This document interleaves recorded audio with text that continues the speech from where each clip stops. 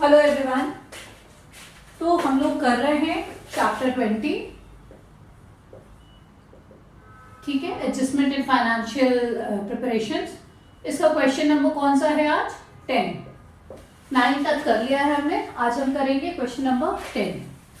Question number 10 is given on page number 20.71। Book हम refer करते हैं कौन सी? TS Grewal. Okay, so let's start with the question.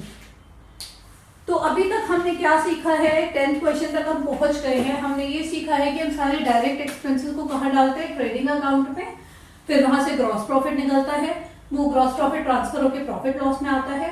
सारे इनडायरेक्ट एक्सपेंसेस, इनडायरेक्ट इनकम को हम प्रॉफिट एंड लॉस में निकालते हैं, डालते हैं।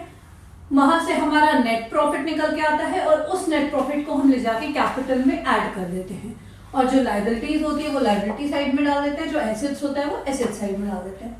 हमने अभी तक ये सीख लिया है। तो इतनी चीजें अगर क्लियर है तो आपके को अब सिर्फ क्या बचता है? थोड़े से एडजस्टमेंट, जो नए नए एडजस्टमेंट्स आते हैं वो सीखना जरूरी है, ठीक है। एडजस्टमेंट में हमने काफी कुछ कवर कर लिया है। जो बहुत इंपॉर्टेंट है, सबसे ज्यादा बैड डेब्ट्स के साथ प्रोविजन ऑन डाउटफुल डेब्ट्स आता है, प्रोविजन ऑन डिस्काउंट और नेटर्स आता है। तो ये सारे एडजस्टमेंट बहुत इंपॉर्टेंट है और ये हमने अभी तक के कुछ क्वेश्चंस में कवर किए हैं और आगे भी करेंगे। ओके, सो अब हम क्वेश्चन नंबर 10 के एडजस्टमेंट को देखते हैं। आज हम पहले एडजस्टमेंट को देखेंगे, ठीक है।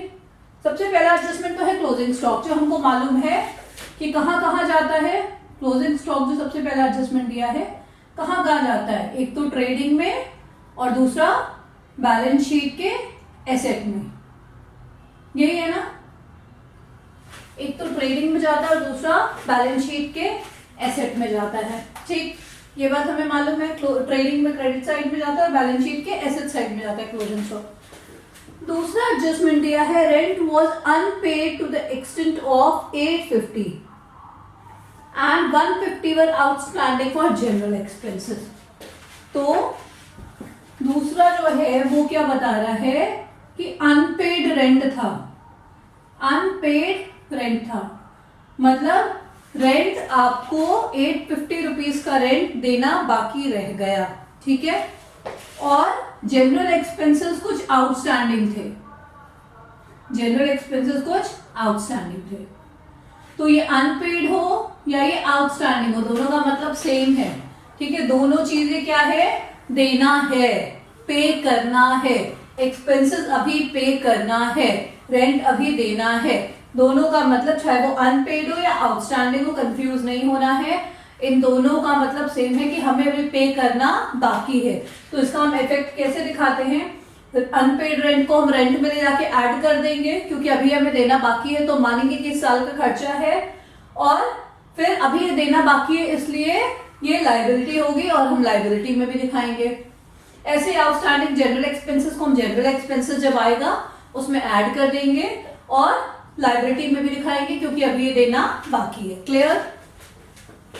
देन उसके बाद बैड डेब्ट्स वाला है। बैड डेब्ट्स वाला मैं करने के साथ ही समझाऊंगी। डेप्रिसिएशन हमने बहुत बार सीख लिया है, हम करके देखेंगे। नेक्स्ट जो न्यू आया है, जो मुझे एक्सप्लेन करना है, that is manager is entitled to a commission of 5% on net profit after charging commission, ठीक है। अब ये जो मैनेजर का कमीशन दिया जाता है, इसके आगे भी क्वेश्चंस आएंगे। तो जो मैनेजर का कमीशन दिया जाता है उसमें दो मेथड होते हैं, बिफोर चार्जिंग और आफ्टर चार्जिंग, ठीक है। इस क्वेश्चन में आपको कैसे निकालना है बताती हूं। इस क्वेश्चन और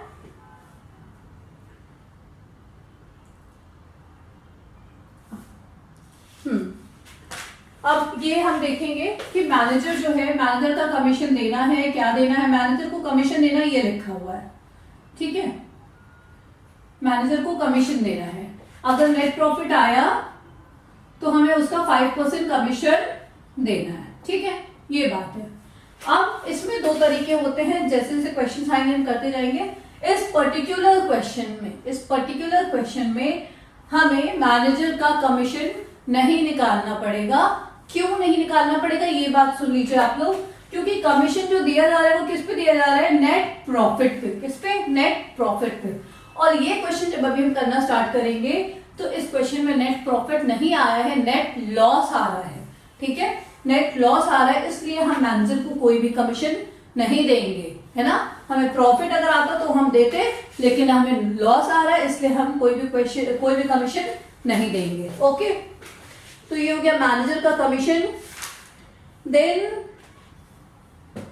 एक है कि आग लग गई, अ फायर ब्रोक आउट, आग लग गई, है ना। कितने रुपए की? 20,000 की। तो जब भी गुड्स लॉस बाय फायर होता है तो उसके भी 3 इफेक्ट होते हैं। गुड्स लॉस बाय फायर होता है तो उसके 3 इफेक्ट होते हैं। ठीक है, पर यहां पर देखो बहुत ही सिंपल तरीके से ट्रिक कर दिया है इन्होंने कि आप सोचते रहो कि कहाँ डाले क्या डाले, आप इसको बड़े सिंपली समझ लेना। आग लगी कब? 1 अप्रैल 2021 को, ये लिखा हुआ है कि फायर आग लगी है, 20,000 का माल नुकसान हो गया है, ऐसा लिखा हुआ है आपके एडजस्टमेंट में। और कब लगी आग? 1 अप्रैल 2021 को। और आपको ये जो ट्रेडिंग पीएल बनाने बोला गया है, ये बोला गया 31 मार्च 2021 को। कब बनाने बोला गया है? 31 मार्च 2021 को। बात समझ आ रही है? तो इसका मतलब क्या है कि आपने जब ये पूरे साल का बही खाता बना लिया, उसके अगले दिन आग लगी है, तो इस आग का कोई भी जिक्र हम इस अकाउंट में नहीं करेंगे, वो नेक्स्ट ईयर के फाइनल अकाउंट में आएगा। ठीक है, तो इसलिए ये जो है ये ट्रिक करने के लिए सिर्फ दिया है कि आग लग गए 20,000 का आएगा। जब अगर उसी साल में हो रहा होता तो हम उसका प्रॉपर अकाउंटिंग ट्रीटमेंट करते कि कितना हमें इंश्योरेंस कंपनी से मिला है, कितना नुकसान हुआ है, वो सब करेंगे हम। लेकिन इस पर्टिकुलर क्वेश्चन में हमें इसके लिए भी कुछ करने की जरूरत नहीं है, क्योंकि आग ये पूरा अकाउंट बनने के बाद नेक्स्ट डे लगी है। क्लियर? तो ये कुछ एडजस्टमेंट थे जो नए थे। मैनेजर कमीशन वो भी हम निकालना सीखेंगे, बट इस क्वेश्चन में लॉस हुआ है तो हमें मैनेजर को कमीशन देने की जरूरत नहीं है। So now let's start with the question. सबसे पहले हम ट्रेडिंग देखना स्टार्ट करते हैं। Opening stock,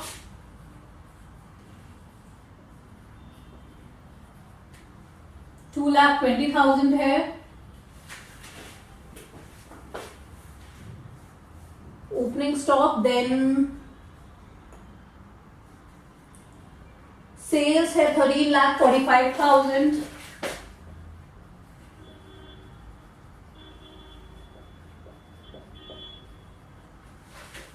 okay, then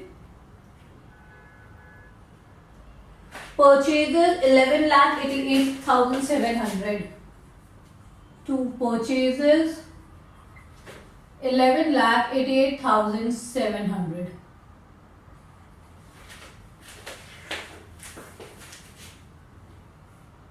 Wait.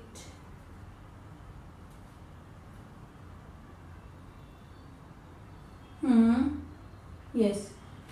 And other than this, और इसके अलावा ट्रेडिंग में जाने के लिए कुछ भी नहीं है, क्लोजिंग स्टॉक है। ठीक है, इसके अलावा कुछ भी नहीं है, वेजेस वगैरह नहीं दिए, कैरेज इनवर्ट नहीं दिया है, सिर्फ क्या है? Closing stock. तो हम क्लोजिंग स्टॉक डालेंगे। Closing stock is 1,24,500। 1,24,500। अब हम जरा प्रॉफिट निकालें, कितना प्रॉफिट आएगा?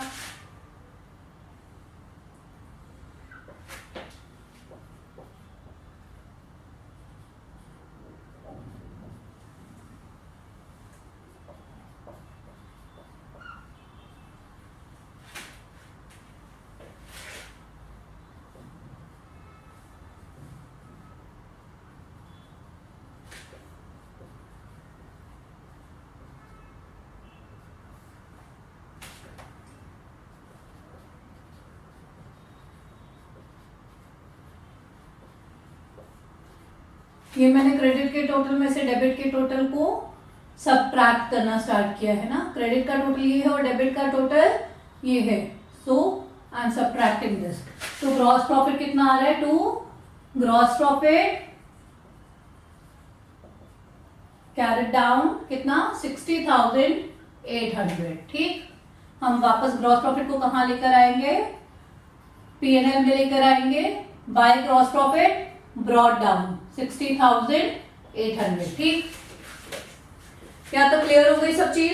अब हम प्रॉफिट एंड लॉस स्टार्ट करते हैं। प्रॉफिट एंड लॉस में क्या करना है?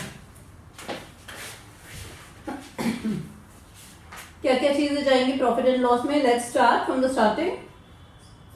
जनरल एक्सपेंसेस सबसे पहला जो आ रहा है, ऊपर बाकी सारी चीजें एसेट्स और लायबिलिटी है, तो एक्सपेंसेस में क्या आ रहा है? General expenses.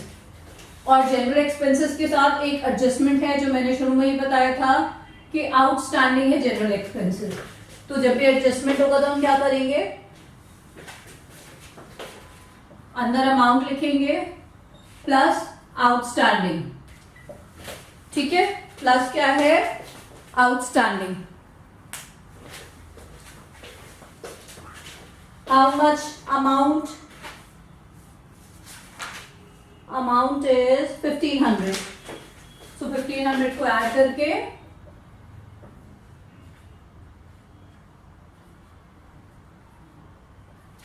ठीक है, क्या हो गया? General expenses.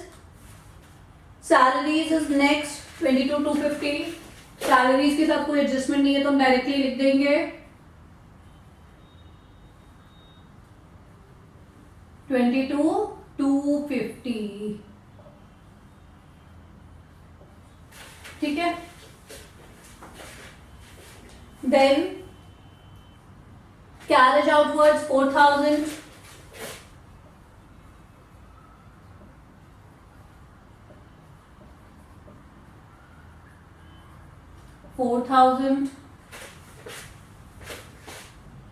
रेंट 9,000। और रेंट के साथ भी आपको याद होगा, मैंने डिस्कस किया था स्टार्टिंग में ही कि एक एडजस्टमेंट है। रेंट कितना है? 9,000। 9,000 और प्लस क्या है? अनपेड रेंट है। अनपेड रेंट कितना है? 850, ठीक है? वो एडजस्टमेंट में दिया है अनपेड रेंट, तो 9850। क्लियर? इसके बाद रेंट हो गया। देन डिस्काउंट है 11,000।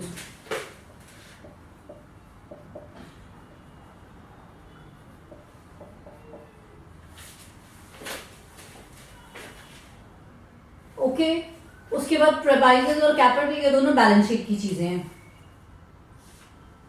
अब हम एडजस्टमेंट एक बार चेक कर लेते हैं कि पेरोल के लिए कुछ छूट तो नहीं रहा है। स्टॉक हो गया, रेंट, अनपेड और आउटस्टैंडिंग हमने ऐड कर लिया। Bad debts, bad debts adjustment में ही दिया है, ऊपर क्वेश्चन में कहीं पे बैड डेब्ट्स नहीं दिया है, डायरेक्टली एडजस्टमेंट में है बैड डेब्ट्स। क्या करना है बैड डेब्ट्स में कि 4,000 तो बैड डेब्ट्स राइट ऑफ करना है, यानी 4,000 क्या हो गया आपका? बैड डेब्ट्स राइट ऑफ करना है। प्लस एक प्रोविजन भी क्रिएट करने बोला गया है, एक प्रोविजन भी क्रिएट करने बोला गया है, ठीक है? किसका कितना परसेंट? 5%। 5% प्रोविजन क्रिएट करना है डाउटफुल डेब्ट्स पे। किस पे? डाउटफुल डेब्ट्स पे। तो हम कैसे करते हैं? डेटर्स पे हम ये प्रोविजन लेते हैं, जो डेटर्स हमें पैसा देने वाले हैं उन पे ये प्रोविजन होता है, ठीक है? तो डेटर्स कितने हैं यहाँ पे? 3,20,000 के डेटर्स हैं, ठीक? इसमें से हम पहले क्या माइनस कर देंगे? जो बैड डेट्स हमने राइट ऑफ किया है वो हम माइनस करेंगे, ठीक है? 4,000। अब कितना आ गया? 3,16,000। इस 3,16,000 का 5% हम निकालेंगे। 3,20,000 में से 4,000 जो बैड डेट्स हमने राइट ऑफ किया है वो माइनस करेंगे और 3,16,000 जो आया उसका 5% निकालेंगे, वो होगा हमारा प्रोविजन, ठीक है? हमेशा बस एक सिंपल सी चीज याद रखना कि हम डेटर्स में से वो चीजें माइनस करते हैं, चाहे वो प्रोविजन फॉर डाउटफुल डेब्ट्स हो, चाहे वो बैड डेब्ट्स हो, जो एडजस्टमेंट में दिए होते हैं। अगर ट्रायल बैलेंस में दिया है कोई बैड डेब्ट्स तो उससे सब्ट्रैक्ट करने की जरूरत नहीं है, क्योंकि वो ऑलरेडी एडजस्टेड है। वो एडजस्ट होने के बाद ही डेटर्स का अमाउंट निकाला गया है, लेकिन अलग से एडजस्टमेंट में दिया है, मतलब अब आपको ये एडजस्ट करना है। तो ये हम 5% इसका निकालेंगे,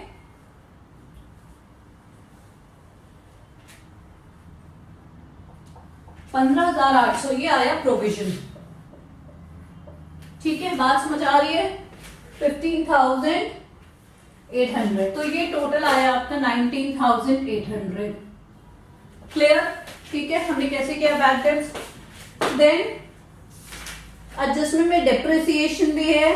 डेप्रिसिएशन में प्लांट एंड मशीनरी को डेप्रिसिएट करना है, टू डेप्रिसिएशन, ठीक है, प्लांट एंड मशीनरी और प्रेमाइजेस, दोनों चीजों पे डेप्रिसिएशन चार्ज करना है। प्लांट एंड मशीनरी पे डेप्रिसिएशन चार्ज करना है और प्रेमाइजेस पे। तो प्लांट एंड मशीनरी इज 1,75,000, तो दैट विल बी 17,500। 17,500 10% में हमेशा क्या करना है, एक जीरो हटा देना, 10% आ जाएगा। देन प्रेमाइजेस का 2% चार्ज करना है, प्रेमाइजेस का 2% चार्ज करना है। तो प्रेमाइजेस है 3,45,000, कितना, 3,45,000, इसका 2% चार्ज करना है।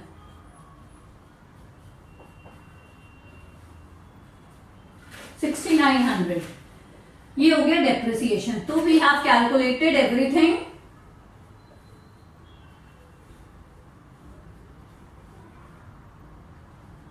Okay, we have calculated everything. Then अब हमने सारी चीजें डाल ली, एडजस्टमेंट भी देख लिया। अब हमें क्या करना है, देखना है कि नेट प्रॉफिट आ रहा है या नेट लॉस आ रहा है, ठीक है। इधर साइड में तो सिर्फ एक ही चीज है, इधर का टोटल कर लेंगे तो पता चल जाएगा कि प्रॉफिट आएगा या लॉस, डेबिट ज्यादा है या क्रेडिट, ठीक है। जैसे ही हम इधर का टोटल करेंगे हमें ये पता चल जाएगा कि डेबिट ज्यादा है या क्रेडिट। अगर डेबिट ज्यादा है तो लॉस होगा, अगर क्रेडिट ज्यादा है तो प्रॉफिट होगा। तो हम डेबिट का टोटल करते हैं।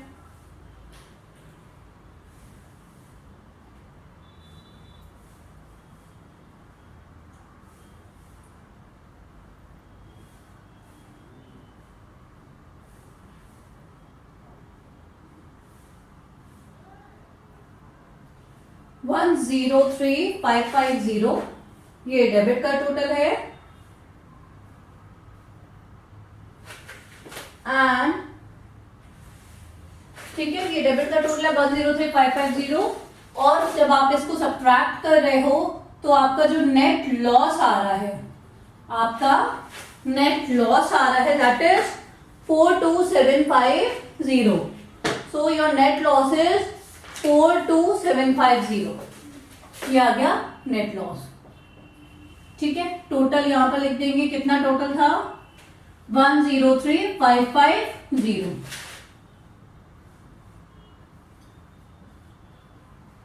ऑलराइट, ये हमारा अभी तक का ट्रेडिंग और प्रॉफिट एंड लॉस अकाउंट बन गया। अब हमें बैलेंस शीट बनाना है। क्या बनाना है, बैलेंस शीट। बैलेंस शीट में लायबिलिटी में हम सबसे पहले कैपिटल लेकर आएंगे। तो कैपिटल है 7,95,000। इसमें से हम नेट लॉस को माइनस करेंगे। नेट प्रॉफिट होता है तो प्लस करते हैं और नेट लॉस है तो माइनस करेंगे, ठीक है। लॉस हुआ यानी कैपिटल कम हो गया।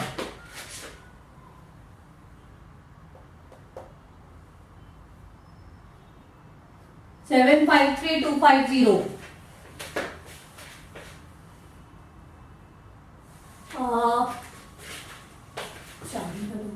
752,250, ठीक है, 752,250। बाकी की चीजें देख लेते हैं फटाफट से। डेटर्स, तो डेटर्स यहां आएंगे, कितना है, 3,20,000। पहले हमने जो बैड डेट राइट ऑफ किया वो सब ट्रैक करेंगे डेटर्स में से। 4,000 तो आया 3,16,000। फिर हमने जो प्रोविजन क्रिएट किया था वो सब ट्रैक करेंगे।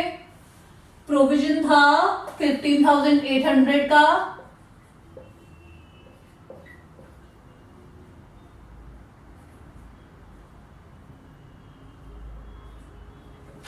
ठीक है, समझ आ गया। हमने डेटर्स में से पहले जो बैड डेट्स राइट ऑफ किया था 4,000 का, वो माइनस कर देंगे। देखो डेटर्स का हमें एक्चुअल अमाउंट चाहिए, तो हमने जो भी एडजस्टमेंट से किया है ना, एडजस्टमेंट से हमने जो नए बैड डेट्स हम लेकर आए, नया प्रोविजन लेकर आए हैं, उन सबको माइनस करेंगे तो हमारे पास एक्चुअल डेटा रहेगा कि अब इतने पैसे मिलने वाले हैं। पहले हमें उम्मीद थी 3,20,000 मिलेंगे, लेकिन अब 4,000 बैड डेट्स में चला गया और 15,800 का हमने प्रोविजन डाल दिया कि शायद मिले शायद ना मिले। तो अब हमें सिर्फ 3,02,000 रुपए मिलने की उम्मीद है डेटर्स से, ठीक है। तो अब हमारे डेटर्स कितने हो गए, 3,02,000।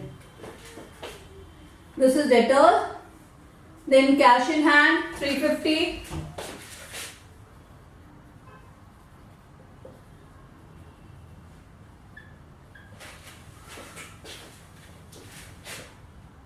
Plant and machinery 1,75,000, plant and machinery 1,75,000, इसमें से डेप्रिसिएशन जो हमने चार्ज किया वो माइनस कर देंगे।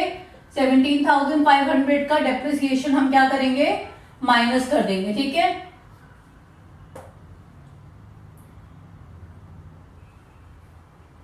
$157500। हाँ जी, तो हमने डेप्रिसिएशन माइनस किया तो क्या हुआ, ये आ गया। देन क्रेडिटर्स, सन्ड्री क्रेडिटर्स,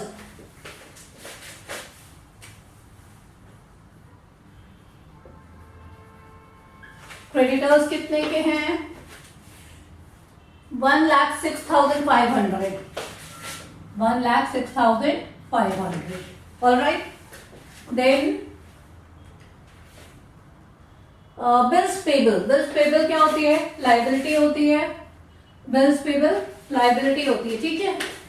तो बिल्स पेबल है 75,000 का, 75,000 का।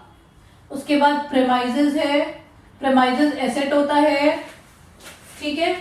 प्रेमाइजेस है 3,45,000, 3,45,000 और इस पे डेप्रिसिएशन जो हमने चार्ज किया वो माइनस करेंगे 6,900, 6,900 का डेप्रिसिएशन चार्ज किया हमने वो हम माइनस करेंगे।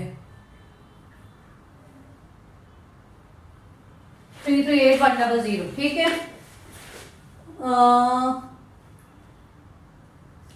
ऑलमोस्ट ट्रायल बैलेंस में से हमने सब कवर कर लिया। अब हम एडजस्टमेंट देख लेते हैं कि एडजस्टमेंट में क्या रहेगा। क्लोजिंग स्टॉक, तो क्लोजिंग स्टॉक डाल देंगे, कितना है closing stock, 124,500। Okay. Rent unpaid, मैंने बताया था कि अनपेड रेंट क्या होता है, एक तो हमने रेंट में ऐड किया, दूसरा यहाँ पर लाइबिलिटी होगी। अनपेड रेंट का 850 और आउटस्टैंडिंग जनरल एक्सपेंसेस भी लाइबिलिटी होगी क्योंकि अभी वो देना बाकी है, ठीक है। तो दैट इज लाइबिलिटी 1,500। ये हो गया। डेप्रिसिएशन हमने चार्ज कर दिया। और लास्ट के दो एडजस्टमेंट वही है, मैनेजर के कमीशन जो हमें नहीं देना है। क्यों?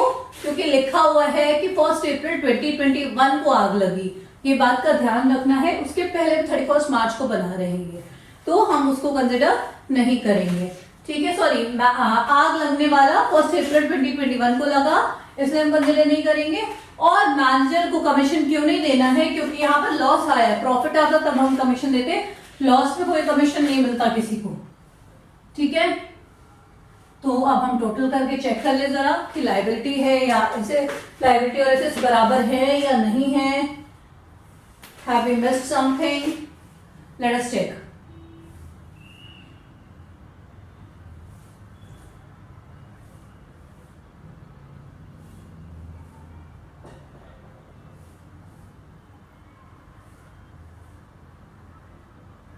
$936,100,